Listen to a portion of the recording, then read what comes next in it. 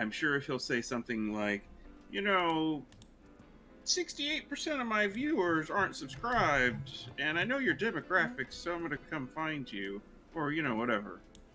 Make it sound more Canadian, and that's Oh TreeVoid. yeah, eh? Yeah, there you go. Good. Mention some poutine and some maple syrup and Yeah, shit, and there. there you go. We got to get all the Canucks in here. Yeah. How's it going, chat? Hello, everyone. Oh, I gotta disable my notifications. Oh, that's the wrong link. Yeah, I had to do the same. Yeah, I did the studio link.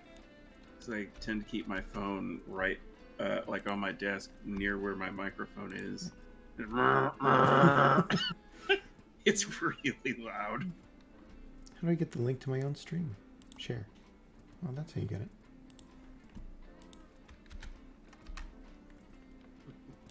But I am continuing promotion. There we go. I like how my video for this fucking Ursula Lost chapter still doesn't have a title. It has a title now. I don't know why it didn't have a title for so long. But... I don't know, man. I'm gonna delete this because I see you already posted the thing. Oh, you did the thing? Yeah, did you do it in Dystopia? I'm not in Dystopia, actually. Oh, wow, cringe. So, chat, I'm gonna just yammer for a while. Tonight, we have a very special guest with us here today. A gentleman, probably more than 38% of you are subscribed to. I don't know his analytics. But if you're not subscribed and you don't watch his videos, you probably should. Because that's the real Chad move.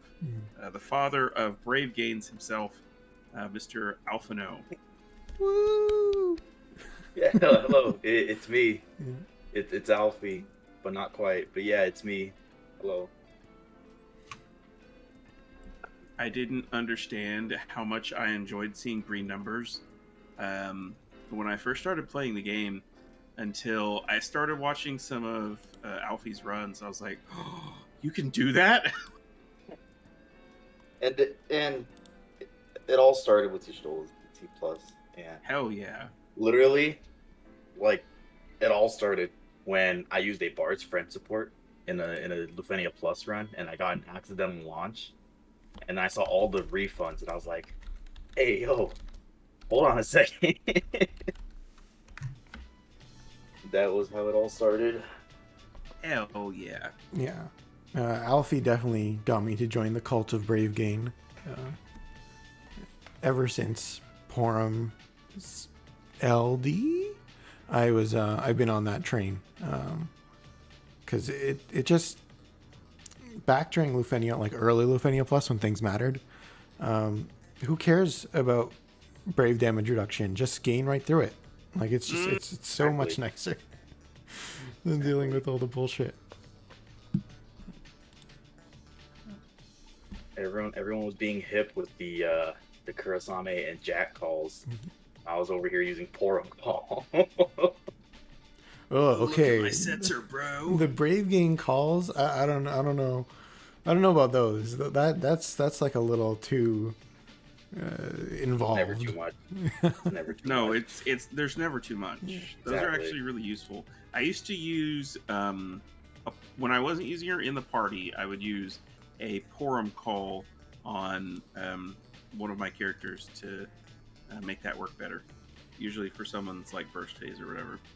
Like, even without the Brave Gain, the call is pretty good because you get the defense down, you get the big burst heal, and overheal if you use it at full HP. It's pretty good.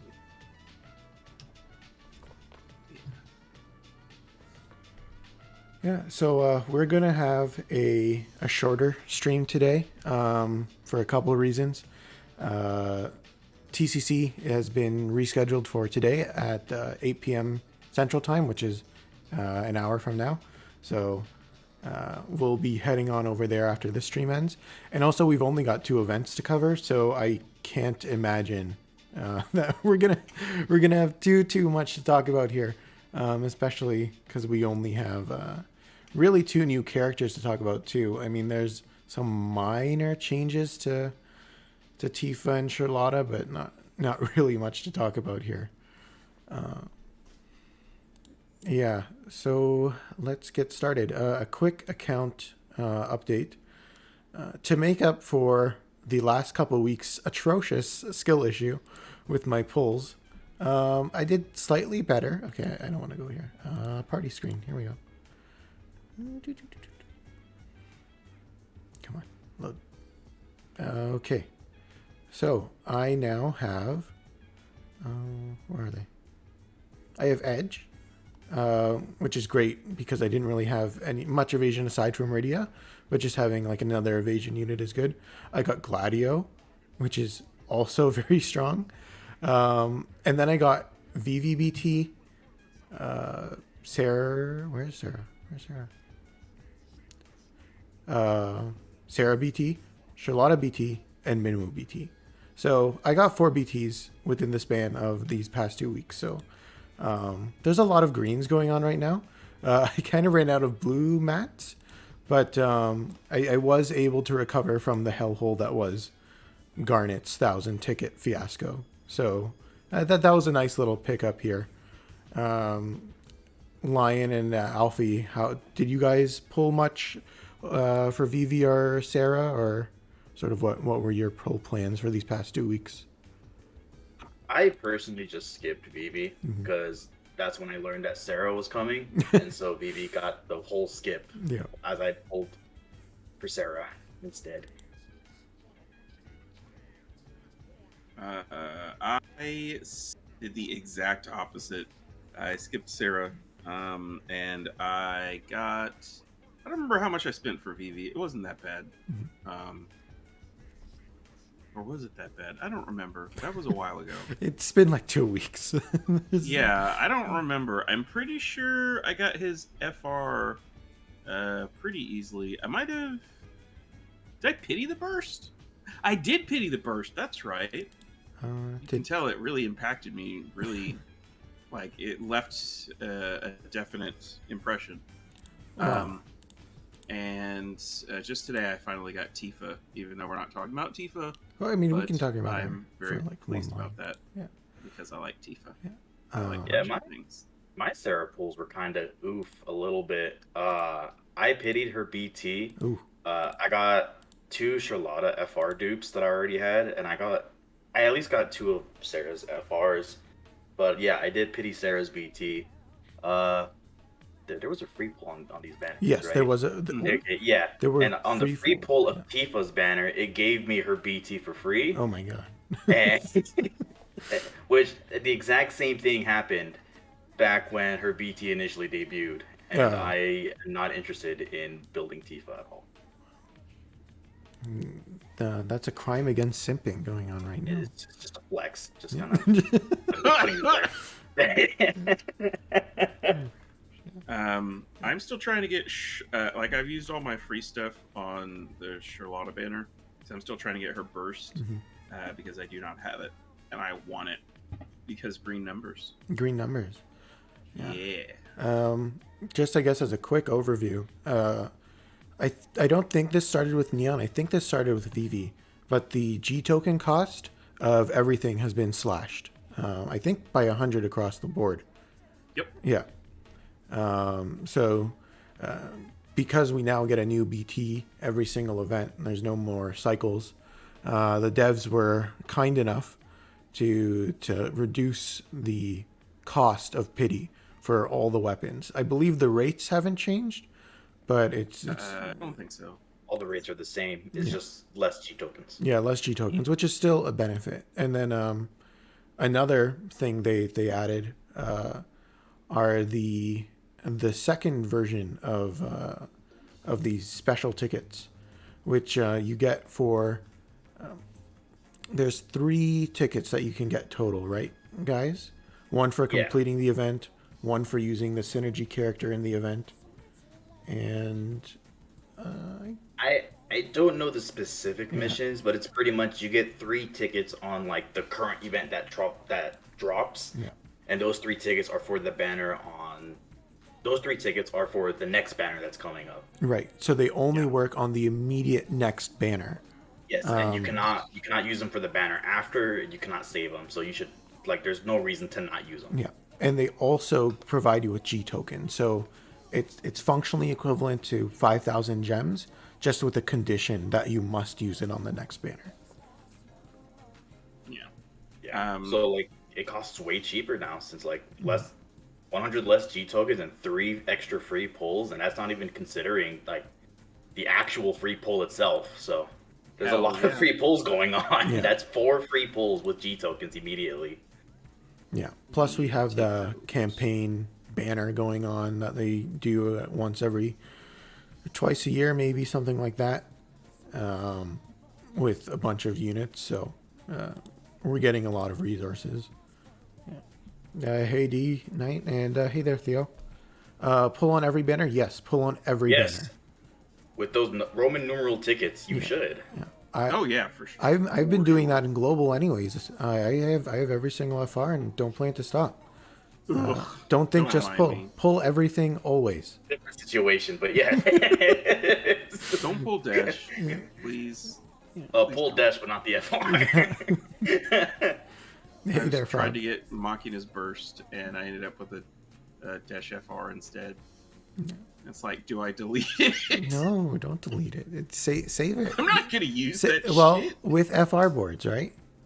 No. Save for the future. I probably wouldn't even use it then. It's okay. No, FR echoes. You get a big damage button. Yeah. That's the buff to it. That's his only good damage button. You get to use the big damage buttons without entering the shitty FR faces. I look forward to Mog's. Is it his BT or his FR? Both. Oh wow! Yeah, I look forward to Mog's update. Basically, directly power creeping dash out of the FR. existence. Yeah, the FR guarantees the paralyze. Yeah, the FR or the confuse, I guess. Yeah, like okay. We'll spend these whole 4 tickets I have and see if I get Tifa BT. So let's just see how this goes. I got Serah off of tickets and Charlotta off tickets, so ticket luck has been pretty decent as of late. The FR or the BT? BT. Or both? Okay. I have like 8 of each of their FRs. I get so many FRs. FRs are not a thing that I have problems with. And okay, these pulls are shit. Yeah, I've never had an issue. I've had way more issues getting LDs than getting FRs. LDs just don't show up for me. On DKC's banner, I spent 600 tickets going for orange LD. That sounds like a skill issue, bro. Yeah. Oh, major skill issues. It took me 300 tickets to get 1 Ursula FR. Like, really? Yeah. Damn. I was pull battling Raw, and he got 5 by the time I got 1. Wow, and you lost to Raw. I know, I lost to Raw life. Like, what is this hellhole? Reminds me of like good friend Sephi. But when LDs were still like the top tier to go for, I don't know if he still has this issue, but he had a lot of issues trying to get the EXs of characters. Oh my god. And the EXs have a higher drop chance than the LDs, and he would struggle like banner to banner trying to get the characters EXs. I used to have that issue with the 35, like real badly. Yeah, it's something about these lesser weapons that just screw you over. And it's like, it's not even the prize, and the game's like, no, just keep going until you get these sub-tier weapons that you still need. Yeah, so there are only... Last time you pitied an EX. I do. Fucking hell, I can't remember. I remember the last time I pitied an EX. Coincidentally, it was fucking Dash. I got his LD really early. I was like, all right, let's keep going. And I ended up having to pity his EX. I was not happy. Yeah, I can't remember. It would have been a long time ago that I've had EX Ever since issues. LDs, I don't remember the last time I pitied an EX. Yeah. So the first event we had, which was with Vivi's debut here, and I guess it's not really a debut. It's a debut, but the only Vivi cycle fight was the 6 warrior area 4 quest. Oh, hey Hey there, Asim. Relatively new player. I'm done the summon board. Oh, ultimate summons. I have not done ultimate summons on most of my roster. I'm taking it very slowly. Basically, whenever I need more resources, I'll do a bit. But it takes me...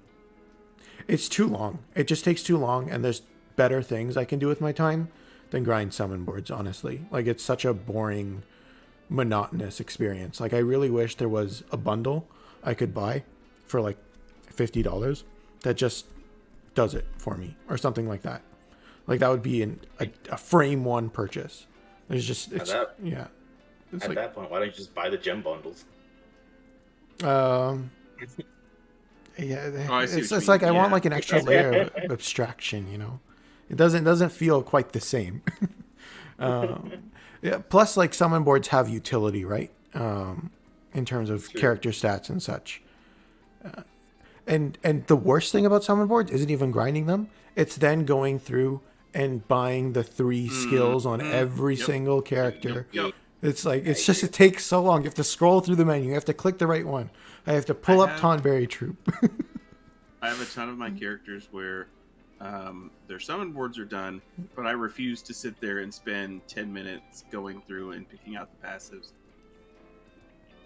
So they just sit at like 0 as far as the mastery. I've got all the stats and stuff, but it's not going to do it. They do actually now sell a bundle that plays the game for you. It's called Premium Mog Pass in JP.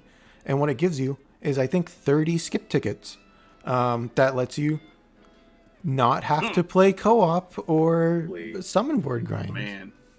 Mines are going straight to the Shinryu co-op from Mog. Oh, yeah. For Mogcito. Yeah, and really you can buy whatever wild points you want. I don't think the Chocobo... Oh, yes. Yeah, exactly. I did get the Chocobo tokens on GL, and those have saved me so much time. Skip ticket should count. Oh, yeah. Yeah, I don't think we're quite there yet, but I mean, you do skip the Spiritus co-op, which is functionally the Spiritus difficulty. It's actually the worst version of the fight. It's like Spiritus Plus. Yeah.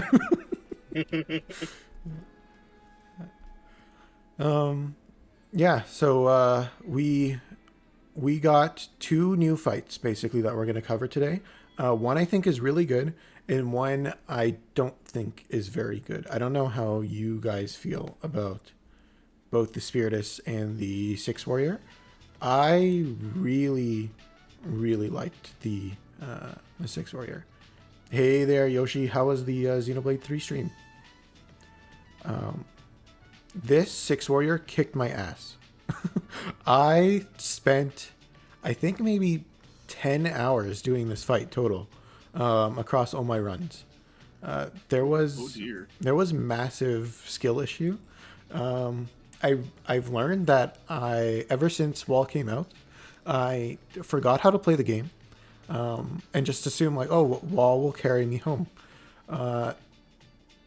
Then they introduced a fight, which I'm really glad they did, that introduces Brave damage reduction ignore and HP damage reduction ignore in the form of this. I'm just going to load the fight and then we'll talk about everything else. In the form of this Six Warrior Area 4 quest. It doesn't have the most HP in the world, being each mob has 150 million HP, but it's pretty... I wouldn't say mechanically dense, but the mechanics they do have are very punishing. Yeah, I think it's a very straightforward fight. Right. The enemies are just extremely lethal. Yeah. I really did like this 6-man stage. Looking through a bunch of like completion screenshots, I've seen a lot of people bring out Bosch, and I've rarely seen Bosch like ever, even within 6-man itself. Yeah. Like I've seen a couple of Zags as well. It's primarily just because they have both Brave reduction and HP reduction ignoring attacks, and they have an M Brave floor.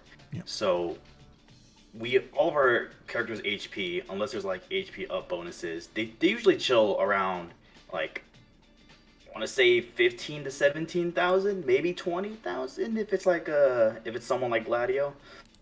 So with an Embrace floor of like, let's just assume about 5,000, that's already a third of your health pretty gone, like immediately. And I just do like it that it's really easily possible to die in this fight, and I think that's just something that's often missed in like a couple of these Shinryu fights recently. Yes, like the immediate following fight. Don't spoil it. I haven't done that one yet. It isn't much. Did they patch it? Do you know, Alfie? I think they did, but I haven't tried it myself again. Okay, we'll get to that when we get to that. Didn't Raijin LDCA ignore? I'm not sure if it like blocks the HP reduction ignoring attacks. You know, I had Raijin call on, and I'm pretty sure it bypassed it. It does only last 2 turns, and I did let them take a lot of turns, so it's possible it fell off and I wasn't aware. But I'm pretty sure it was up, and when he was in his red aura, it did bypass it. So basically, the way the fight works is he will start off in this green stance, at which point I believe everything is guaranteed hit. But you can it doesn't ignore HP damage reduction. So something like wall here is why you're seeing him do that slash every time I take a turn, and he doesn't do any damage. So this stance is probably the easier stance for most people because HP damage reduction is something that is generally used. Oh, you used Raijin and you took no damage. So, okay. So then that's it. Yeah. I trust you much more than I trust myself, Theo. So word from God's mouth to your ears, chat. I mean, lightning stand though. Yeah. Hey, well, we'll talk about lightning soon. So she's doing better there than she is in her own stuff. So yeah. So basically, what happens is every 10 actions, the RNA event boss, who's hidden behind my wall right now, the guy who's going green, will change stances between a green stance and a yellow stance. So in green, it's guaranteed hit, but HP damage reduction functions properly.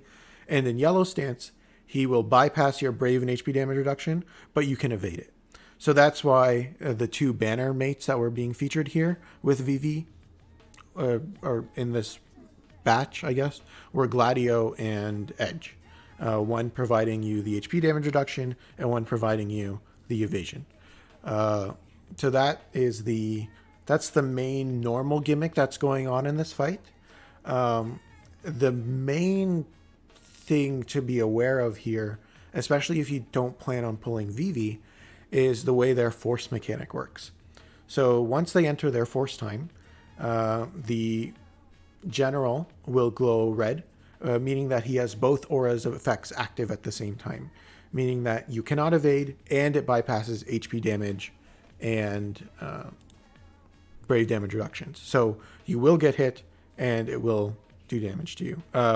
With his on-turn attacks, his follow-up still has HP damage, or can still be mitigated by HP damage ignore. But when he attacks you specifically, the general, he will hit you for HP damage. Additionally, the dragon guy, I don't know what they're called, the enemy on the left, will regain 2 million HP every turn that he takes and is unkillable. So it's a pretty bad thing to have go on.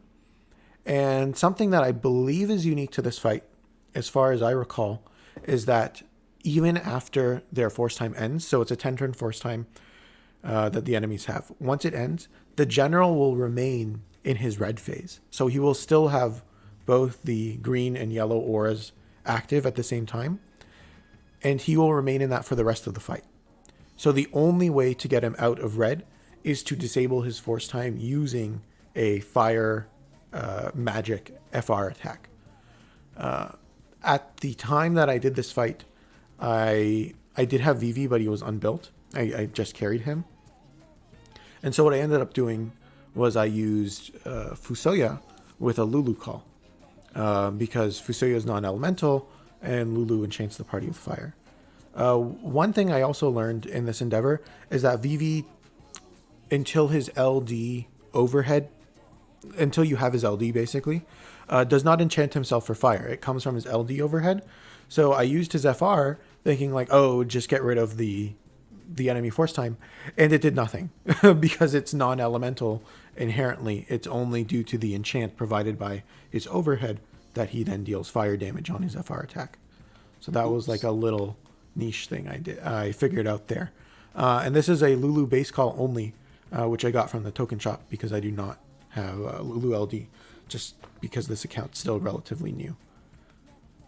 Vivi AA also. Oh well, I now I know that cell. Thank you for constantly making me learn new things, and I should probably read up on these characters a bit more before I decide to go pity. Although I was always planning to pull Vivi.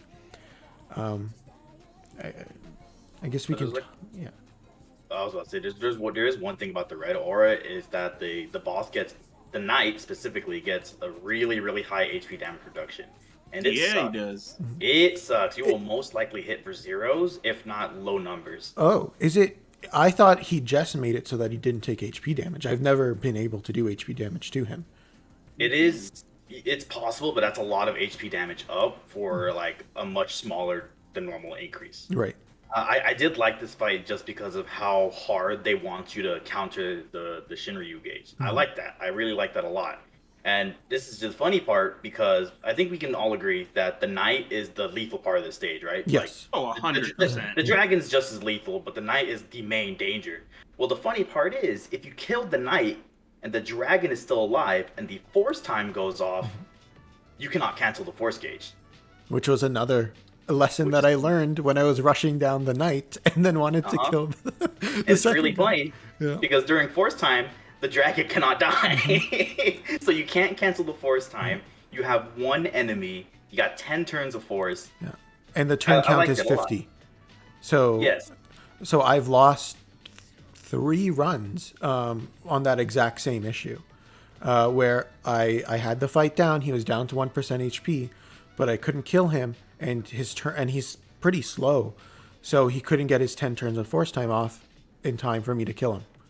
So I had to So he's like an average speed boss. He is not fast. Yeah.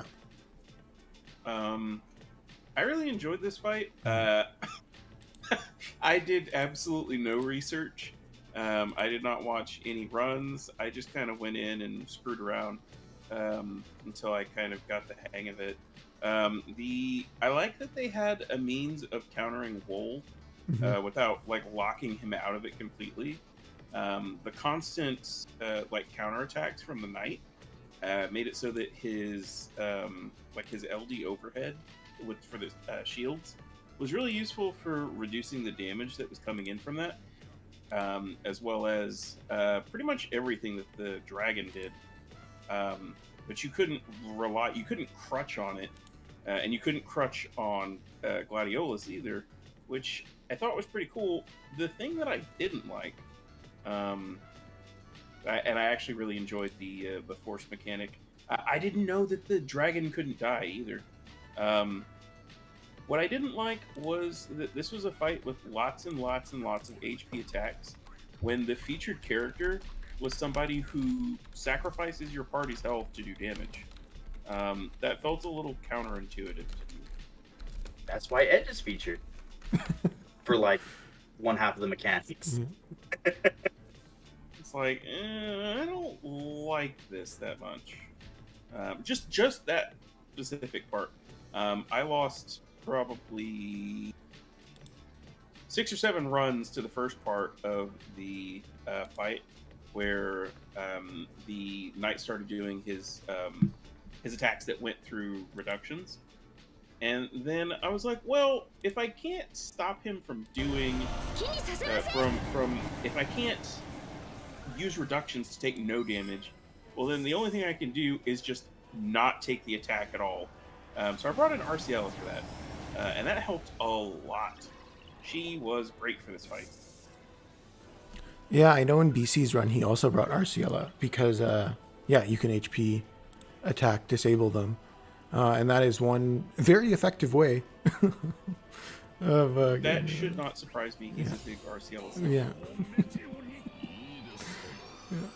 What other what teams did you guys run? So, I'm a hipster. I try to be hipster as fuck in my runs. So I didn't do dodging.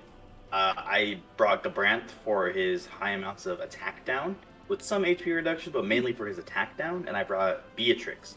So the Brave and HP reduction ignoring attack hit for 1 Brave damage, and I was able to comfortably eat it if I'm able to heal them up in time.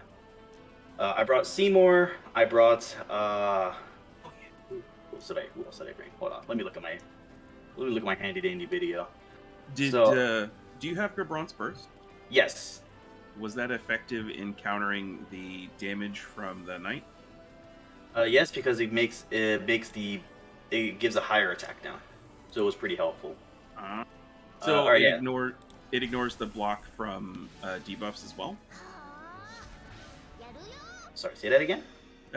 Does his HP damage reduction ignore? Does it ignore debuff side as well as player side? It's HP damage reduction? No, like I still take because the Gabranth HP has damage the like upgraded right debuff. Right. Right. But I use it for the attack down. Like I was still taking the full HP value of their Brave, but it was primarily for the attack down. So their Brave damage, the Knight when he was doing the Brave and HP reduction ignoring attack, did 1 Brave damage. So I just took it at pretty much M Brave floor. So I used Gabranth, Seymour, Beatrix, Enacro, and Y'shtola, and I carried a bronze Vivi. So that was my team for the stage. Enacro. Did you do a Luna call with Enacro and just nuke it at the end? I did not. Oh, you did her like the legit way. Yeah. So my call setups were Warrior of Light, Garnet, Ignis, Ash, and Zonde. And I brought the Zonde call for Enacro's FR as like a last ditch effort. Like everything went to shit. So that was kind of my setup. How about you, Tree? So this is the okay. This is the party that I used. So it was Wool, Garnet, Fusia, Selfie, Tifa, and Vivi. It took me... So I got rather frustrated after all my failed runs. So I pulled a lot. And I echoed my way through this fight. So I made sure basically to get Fusia's FR up because it's a very generically easy FR to raise, sort of like Ursula's for all the GL players. Different in terms of function, but generic in terms of it's pretty much if you have the character up, you're going to hit all the conditions. And it's a pretty decent increase. So I would have him out with his FR. Everyone else spam their echoes so that I have like a really high turn count while my FR gauge is like capped, and then just melt the bosses. So that's the reason why I have like not really super synergistic characters.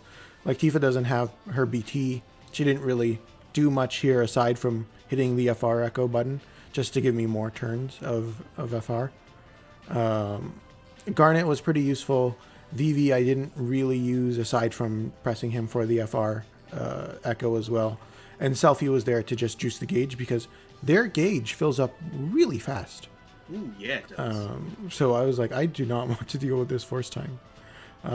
So I bypassed it. So I did a very cheesy strat. I didn't really engage with the content in the most faithful way, I suppose. Which I didn't mind. Which is a bit in a bit of an odd way. I was pretty happy that I didn't feel bad using like meta stomp shenanigans because like the fight was punishing enough that like you kind of felt like it's okay to abuse FR Echo. At least it was for me personally. I'm not sure about how you guys felt or how you guys feel about FR Echo in general. I know it's very powerful, but it's really, really strong. Yeah. I kind of try to just go like avoid it from using it for a while, at least until we get a lot more options in terms of echoes, and maybe in hopes of content ramping up. So in the meantime, I just haven't really been using echoes that often. Yeah. I use them specifically with my team to counter the enemy force time, which I eventually figured out was to do a fire attack. I don't know if it had to be magic or Yeah, not. it had to be magic, yep. Yes. So for my actual team, I used Warrior of Light, Gladiolus, Arciella, Renoa, Seymour, and Vivi. And I started off trying to... It took me 2 FRs because when I finally kind of got the hang of the fight, my dumbass didn't realize that Warrior of Light's force time was not going to be all that effective here. So I ended up having to use 2, but I only used... The only FR Echo that I used was Vivi, which I used his to cancel their force time while I had someone else's already up. And I mostly relied on Renoa and Seymour to do all my damage.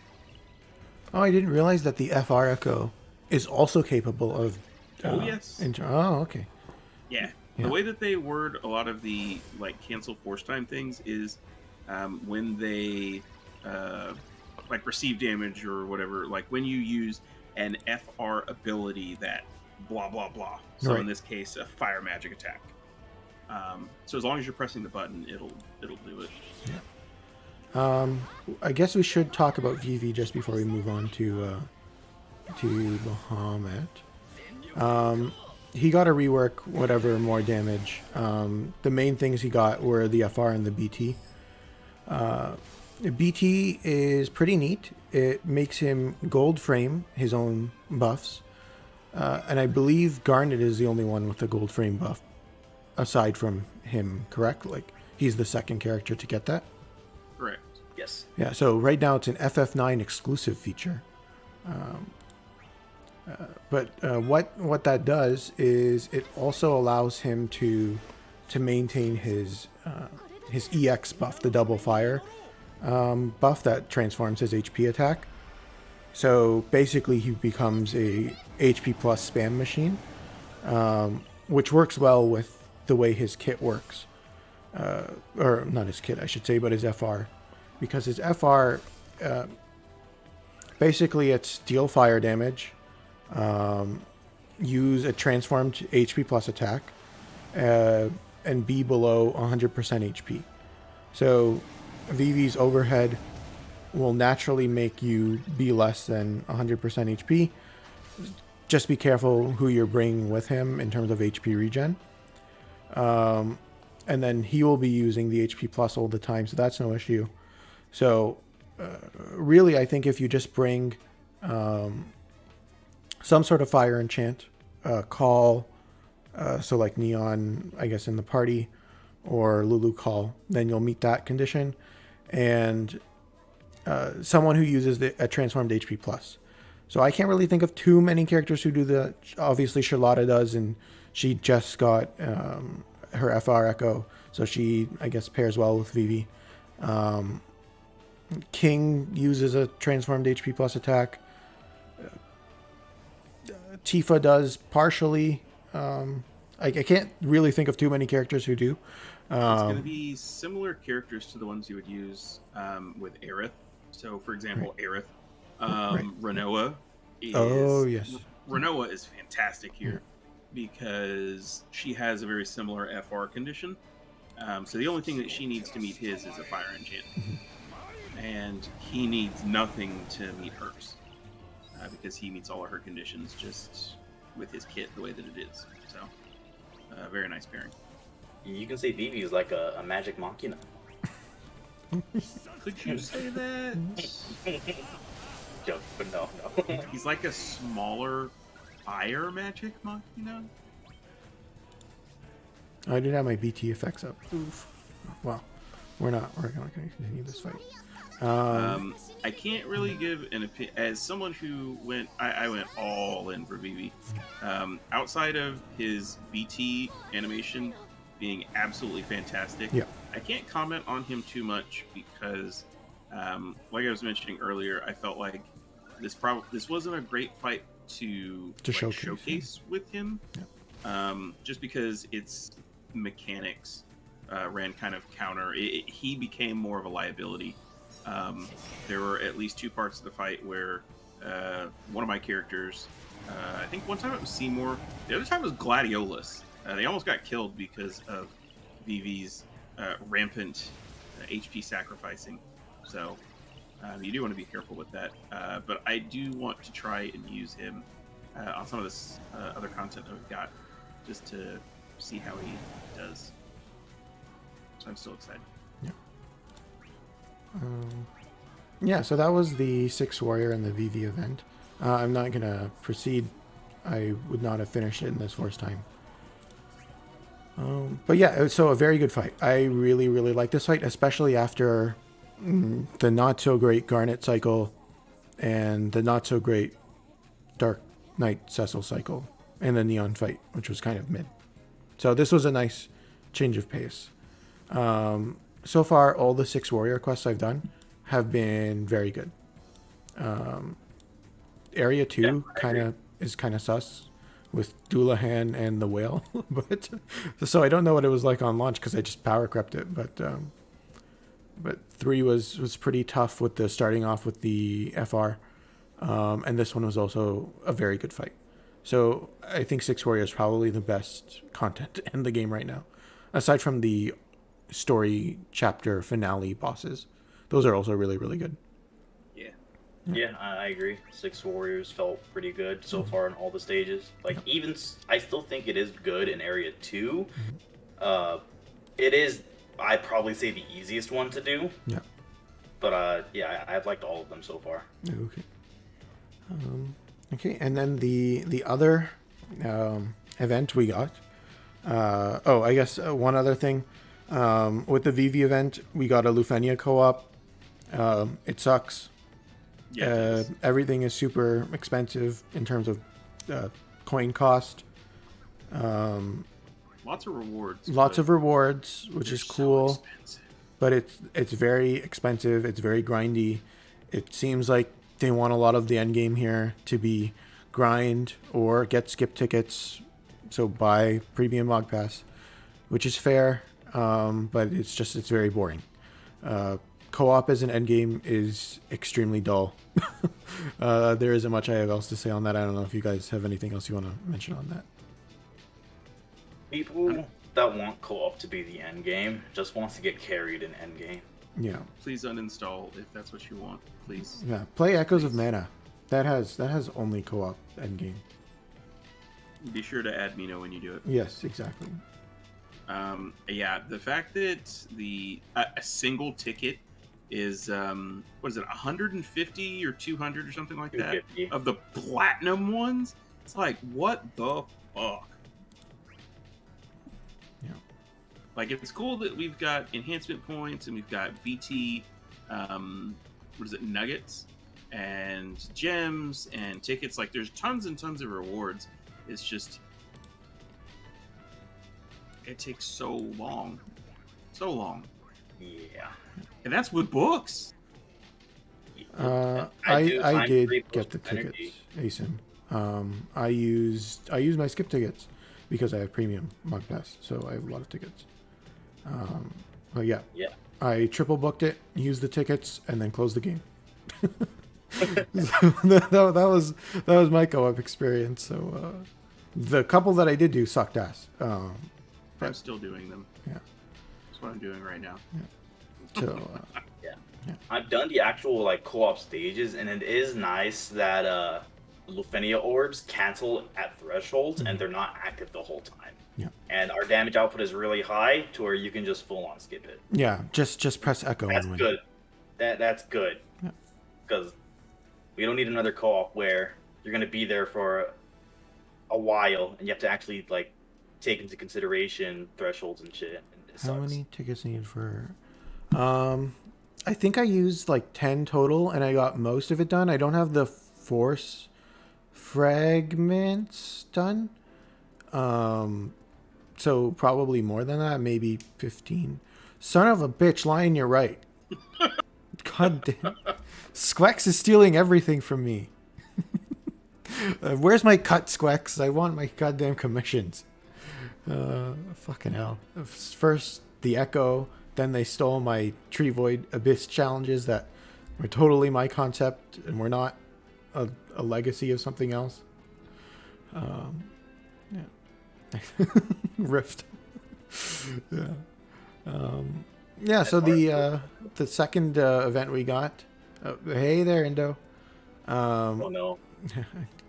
Down bad hour activate. Oh, no. We're hitting critical down bad now. It was the Spiritus Bahamut fight, which for those GL players in my audience, which is I think all of you, at least partial GL players, we got a reskin of the Titus fight. Is that what that is? Yes. Yeah. Oh man, that makes so much more sense. I Yeah. was trying So to figure it out what makes that sense why, just like the Titus fight, this fight is lame. I did not have a lot of fun with this fight. Potentially soured because there was a very, very awful glitch going on with the way the fight was supposed to work. That made my fight run like an extra 10 turns and 15 minutes until Sinewave told me how to fix it. Shout out to Sinewave, by the way. But yeah, so this fight is to sell Serah's BT. They have different conditions based off the number of debuffs they have on. So they take more, they reduce the HP damage they take. When they don't have, I think, 4 debuffs on. Basically apply debuffs if you want to do the fight properly. Once they get below 40%, you need to have at least 4 debuffs on to kill them. And they increase the amount of HP damage that they reduce, or they increase the HP damage taken reduction on their side, so they take less HP damage. Alfie has not talked about the Serah costume yet. Indo, we are getting there. I don't really know what. So I guess their main gimmick here is that they burn through their own debuffs really quickly, which was a mechanic we've experienced once or twice before, at least on GL side. I don't remember which fights did that, but I do remember that we have experienced that before, which is kind of interesting. It makes you want to have a character who applies debuffs on basically all their actions, which is Serah. But a pretty disappointing fight overall, especially when you compare it to something like 6 Warrior Area 4. Wall shields and Gladio just make them not do any damage to you. They have one attack at a threshold that instant breaks you. Oh yes, the Shiva Lufenia Plus. Yeah, thank you, Asim. Yeah, I think at one of their thresholds they do an auto break. But they have the same gimmick of at certain thresholds they'll put up an HP shield, they'll warp their turn or give themselves many consecutive turns, they'll frame their turns, sort of all mechanics that we've seen before. Nothing really crazy here. And for a Spiritus fight, I was pretty let down. I don't know about you guys, but all the Spiritus fights have been very intense. I mean, I guess Ramu not so much, but at least the first 2 were. And Ramu was still kind of tricky. This fight was not so. It's, in my opinion, it's mechanically interesting, but the bosses aren't lethal enough. Right. Okay. Yeah, that's a fair distinction. Like this whole fight is about inflicting debuffs as often as you can, as many as you can, because this fight is one of those kind of fights where it kind of relies on its force gauge, because all the thresholds it does. Everything they do reduces the debuff durations. You got these thresholds where it reduces all the debuffs inflicted on itself by 1 turn. Their basic AoE attack reduces the debuff durations of all the debuffs on them by 3 turns. So, if you're not aware about their force gauge, they actually have 2 different force abilities. And one of them is a much stronger version if they have less than 4 debuffs. I think this is what you were thinking about, TreeVoid, because this is the one where it does a big gravity attack, it breaks everyone, they do a big battery, they do an HP attack, and all that stuff. Yeah, that's what happened. Whereas, yeah, that's what happens if their force gauge goes up when they have 3 or less than 4 debuffs. Oh, okay. However, if they have 4 or more debuffs, it's just a basic AoE gravity brave attack. So really, this fight is just trying to have you inflict as many debuffs as possible. The bosses themselves, they are extremely simple. They literally have 2 different attacks that they go back and forth. A single target attack and an AoE attack, and they just keep going back and forth between them. So like, yeah, it has a lot going for it, because the bosses are constantly trying to remove your debuffs so that they can do their strong force ability. Right. It's just the bosses themselves outside of the force gauge, they don't really do much. They're pretty tame. Yeah, that was what I noticed, that the bosses didn't really do much, and I definitely noticed the debuffs going down faster. I didn't realize that that they had 2 different force attacks. That's a very interesting way of doing the force meter. Kind of sort of like a Lufenia orb, in terms of like, you should meet this condition, otherwise you're going to get punished really heavily. I think that's a pretty cool way of doing it. But yeah, as you said, unfortunately, it's just not quite so involved. And yeah, Asim, they did not have that much HP. Yeah, so there isn't really much else that I would say about the fight in specific. Lion, I know you didn't do the fight yet. Yeah, I haven't had time to do it, but I'm going to be honest. It doesn't sound very interesting. Yeah. Just based on your basic description, as soon as you said they decrease their debuff durations, the very first thing I thought of was Minwoo. Minwoo? He's been a really popular choice here. Yeah. Like, that seems like a slam dunk. Yeah, He was really good the other times that this was a mechanic that they had in stages. Yeah, I brought Minwoo just for when I was like testing out Serah and Minwoo and Charlotta just before the stream started, because I hadn't used them all. And I got them down to 50% HP with a extremely like subpar FR, because I wasn't really like a FR phase. It got to like 500% by the time it was done, and they were already at 50% HP. And Minwoo's traps were just proccing like all the time. So I don't know what that says about the fight's HP, about Minwoo, maybe both, but it was a bit yikesy. There is something more interesting to talk about here, being the featured character here, which is Serah. So let's Charlotta is really good. You're right. Yeah. Let's do a little BT showcase here. Yeah, this is Lightning's rework. I'm gonna put the stream live. I'll watch this, because I have not watched any of the Serah stuff. I don't know what she does now. I really like how Serah turned out. It's funny how much of a damage increase she got. Oh, it's massive. She does. They just said, good "Fuck damage. it, we're gonna make her like a DPS with aura," Oh, because real? she does a lot of damage. Yeah. Yeah. Are you familiar with Serah's update, Lion? Nope. Not at all. All right. Nope. So, I'll just try to sum it up real quick. So her BT gives her a follow-up, and this follow-up is triple dumps, and it scales based off of her max brave cap. And this Does this it scale with follow-up- FR? Yes, this follow-up is affected by HP damage up, so it goes up boy. in force time, Ooh. and it's triple Oh, dumps boy. AOE. I think it's split, but I couldn't. It is split. It is split. Yeah. Split, yeah. So you got this like strict damage follow-up attack with 3 dumps AOE.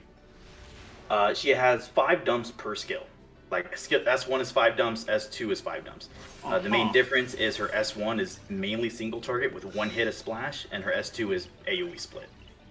she just got a fat like damage increase. It's actually really funny how much damage she does. I did say something about how lightning does more damage in her for Serah than she does for herself. Yes, her BT follow-up is lightning doing the follow-up, which is really funny. Oh my god! Yeah. So if you watch the stream now, Lion, you'll see. I am watching it. Yeah. Her BT effect is 10 turns. Yeah. It is stack based up to 3 stacks, and it goes up by 1 every time Serah inflicts a debuff. Which basically means every time Serah takes a turn. Yeah, literally the only time it won't go up on Serah's turn is if you, for some reason, press Brave and HP Plus, or if you press her FR button, because her FR doesn't inflict debuffs. Right. She does have an E slot to, I guess, do that, but I don't think it's really worth it. Mm-hmm. So at max stat, like her BT effect is like a generic stats up, excluding the follow-up it gives. It is just a stat up stick. The main like bonus about it is it gives 30% cap up. She gets 60% brave gain up at max stacks, which is 3 stacks. I like that. I'm putting emphasis on that for a reason. And at max stacks, she gives your party a brave regen at the end of their turn, like a brave refund. Her FR has an effect where it's literally just Snow's BT effect, which is a really nice touch. It's very fitting. So during her FR time, you will get refund after every dump you do, which a lot of like DPS buttons nowadays kind of already naturally have that. It is just a nice way to like assure that you're hitting cap, because there have been bosses where they've been a little bit extra tankier, so hitting that cap isn't as brain dead as it might be. Yeah, she's pretty damn good. I like this a lot. Zerover flow been coined yet? Don't give Cross any more ideas. You know what? You're right. Strike that from the record, Your Honor. Snowra flow. Snara flow. Snare. Oh. Zerover flow.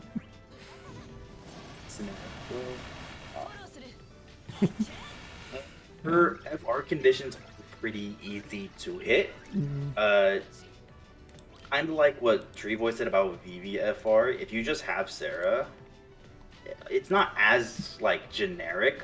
You do have to build around a little bit, but it's not hard to really build around. What was the condition? Her first condition is it's 5% when you attack an enemy with debuffs, but it's per debuff increase, so it's like Ferris FR. So it goes up to 40%. Right, that's pretty good. And it's an additional 20% if you battery another party member, and it's an additional 20 if Serah does it. So if you're at 8 debuffs on one target, that's already 60% for a normal party member, or 80% if it's Serah. A little bit higher because of FR boards. It is pretty easy. It is nice because the FR also does the whole Snow BT effect, and Serah can hit pretty damn hard.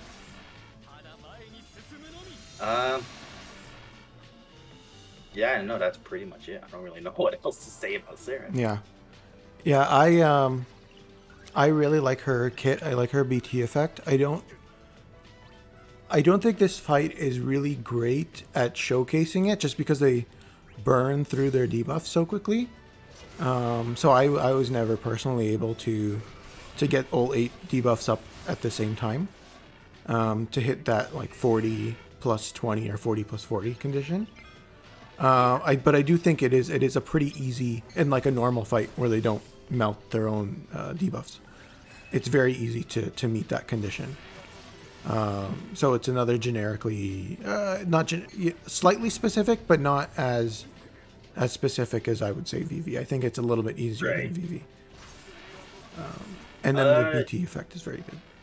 She only inflicts 4 debuffs herself, so you do have to figure out where else to do the other 4 debuffs. So there is a little bit of comp building there.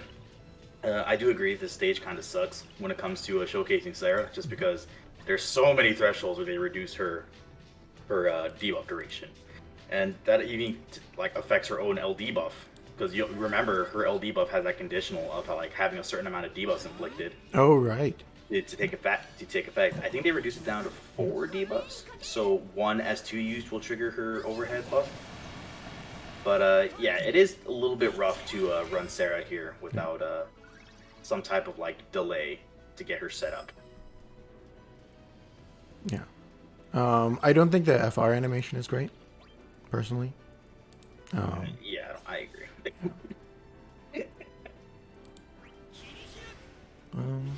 But yeah, that's Sarah's rework. I really like it overall. I think she's needed it for a long time, like a very long time.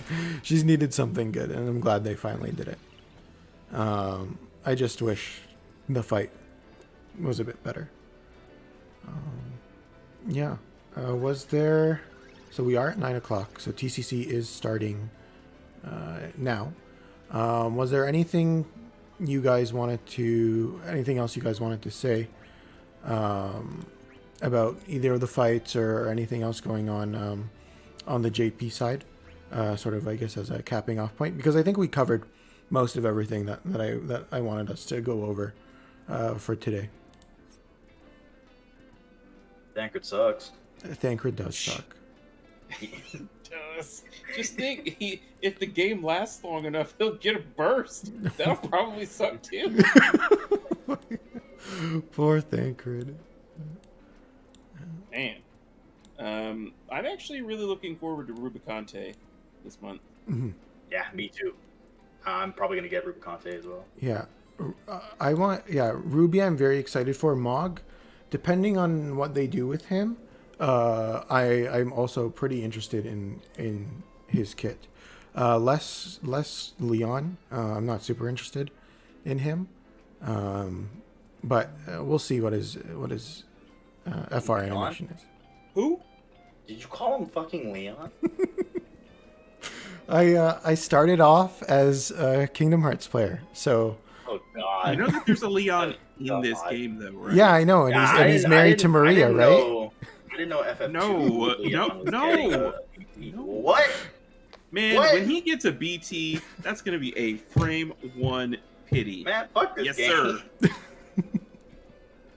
Okay. I am looking forward to Squall. Yeah. I Squall. like Mog. Yeah. I think that he's not the best character in the game by any means, but I think, at least on global, he does kind of fly a little under the radar right now, because he does have the best cleanse in the game, because he does it every single turn. Yeah.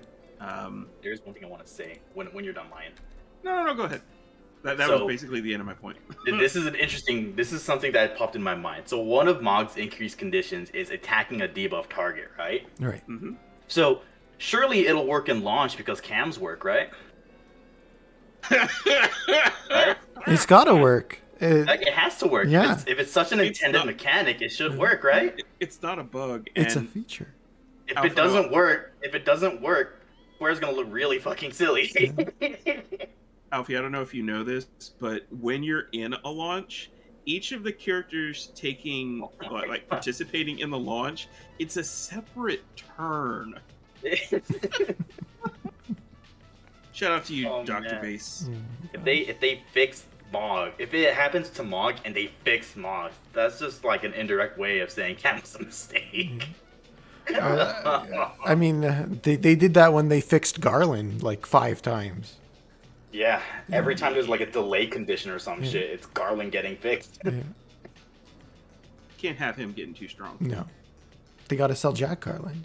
Just gotta wait until there's F4. Yeah. Yeah, that's it from me. Yeah. Well, thank you so much for coming on, Alfie. Yeah, no problem. No problem. Been pretty enjoyable. Hey, I'm glad.